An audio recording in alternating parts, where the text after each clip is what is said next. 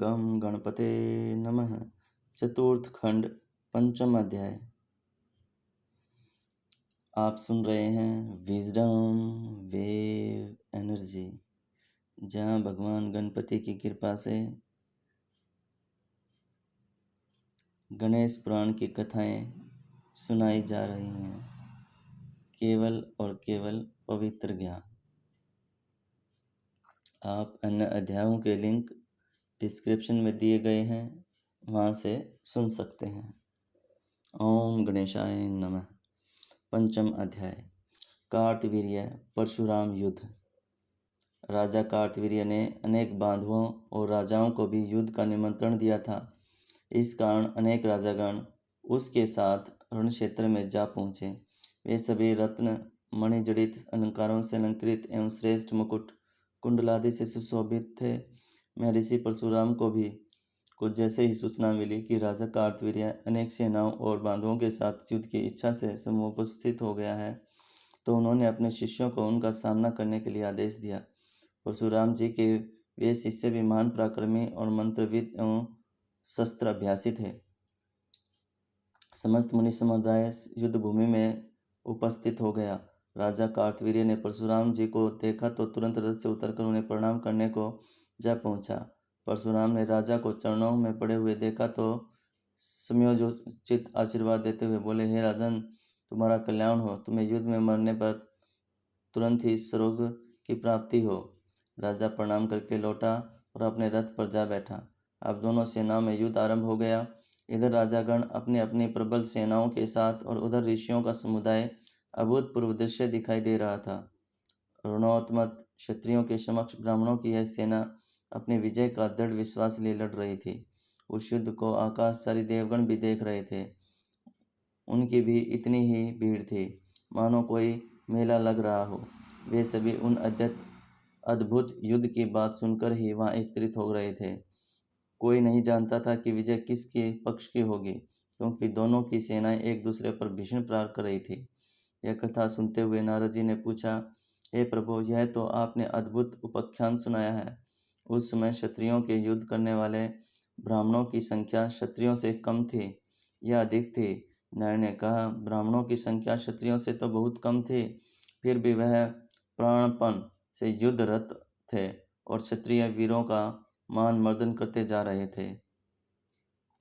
सूत जी बोले, हे शौनक, इतनी कथा कहने के पश्चात श्री नारायण ने नारद जी को बताया कि फिर भी क्षत्रिय को तो क्षत्रिय ही थे, उन्हें युद्ध का बड़ा भारी अभ्यास था।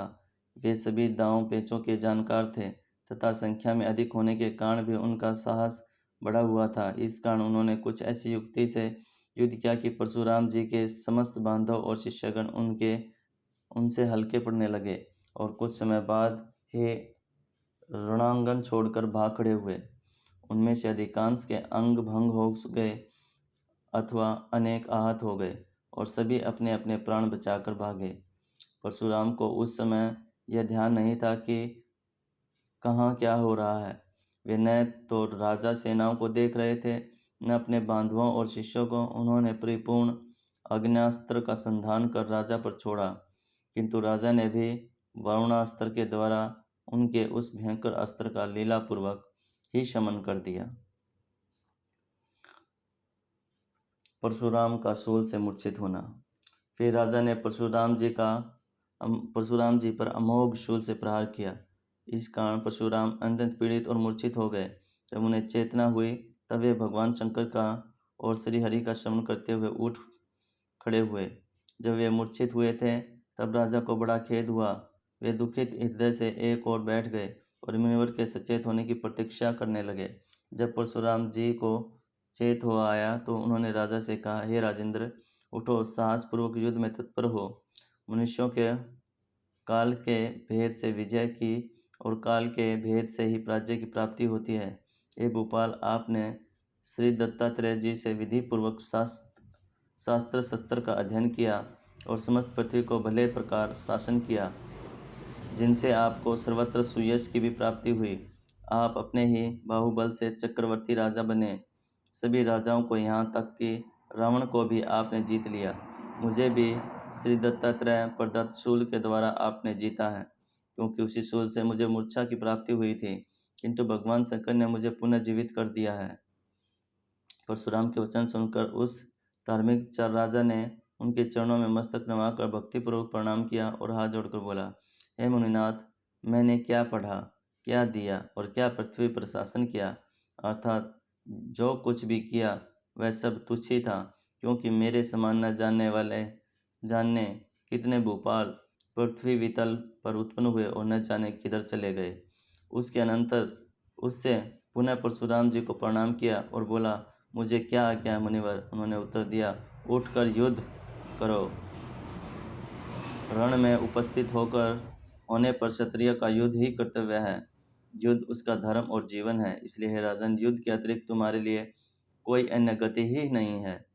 राजा उठकर अपने रथ पर आरूढ़ हो गया। पुनः घोर संग्राम आरंभ हुआ।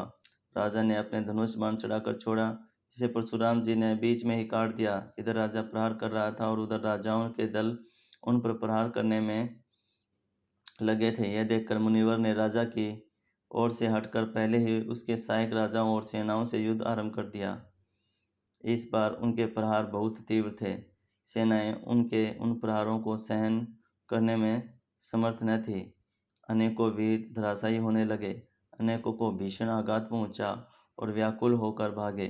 उन्हें भागते देखकर अन्य सैनिकों ने भी विभिन्न दिशाओं में भागना आरंभ कर दिया। इस प्रकार रणभूमि में भगदड़ बच गई। परशुराम का पृथ्वी को 21 बार क्षत्रिय विहीन करना। अब परशुराम जी कार्तवीर्य के मित्रों और बंधुओं पर प्रहार करने लगे। घोर संग्राम छिड़ा था। उस युद्ध यज्ञ में अनेक राजागण हत हुए जा रहे थे। यह देखकर कार्तवीर्य ने भी भगवान श्री हरि का एवं शंकर का स्मरण करते हुए पाशुपात अस्त्र का संधान किया, जिसके लगने से मुनि को बहुत पीड़ा हुई और वे पुनः मूर्छित हो गए। परंतु शीघ्र ही उन्हें चेतना लौट आई और पुनः युद्ध करने लगे। कभी राजा पीड़ित होता तो कभी परशुराम पीड़ित होते। अंत में परशुराम ने राजा पर विजय प्राप्त कर ली। इस प्रकार से हे शौनक, परशुराम ने इस वसुंधरा को 21 बार राजाओं से विहीन कर दिया था। राजा कार्तवीर्य भगवान श्री कृष्ण के गोकुल धाम में उनके सानिध्य को प्राप्त हुआ, तथा परशुराम भी उन्हीं भगवान का स्मरण करते हुए अपने आश्रम को लौट गए। जब उन्होंने 21 बार पृथ्वी को अपने परशु मात्र से ही क्षत्रिय विहीन किया था, तभी भगवान शंकर ने उनका नाम परशुराम रख दिया था। उसमें उनके ऊपर देवता, मुनि, गंधर्व, सिद्ध, किन्नर एवं देवियां आदि ने पुष्प वर्षा की। हर्ष के कारण स्वर्ग में दुंदुभियां बजने लगी और सर्वत्र हरिनाम का नाम कीर्तन होने लगा। तदुपरांत परशुराम कीर्तयज्ञों से यह समस्त धरती तल पूर्ण रूप से तृप्त एवं संपन्न हो गया। इति चतुर्थखंड पंचम अध्याय संपूर्णम। चतुर्थखंड का पंचम अध्याय पूर्ण हुआ। अन्य अध्यायों का लिंक डिस्क्रिप्शन में है। आप सभी भक्तजन भगवान गणेश की कृपा से वहाँ से आप ज्ञान को सुन सकते हैं। अगर आपको इस पवित्र ज्ञान की वीडियो पसंद आई हो तो वीडियो को लाइक करें, शेयर करें और चैनल को सब्सक्राइब कर लें। भगवान गणपति आप सभी का मंगल करें, आप सभी का कल्याण करें। ओम गणेशाय नमः।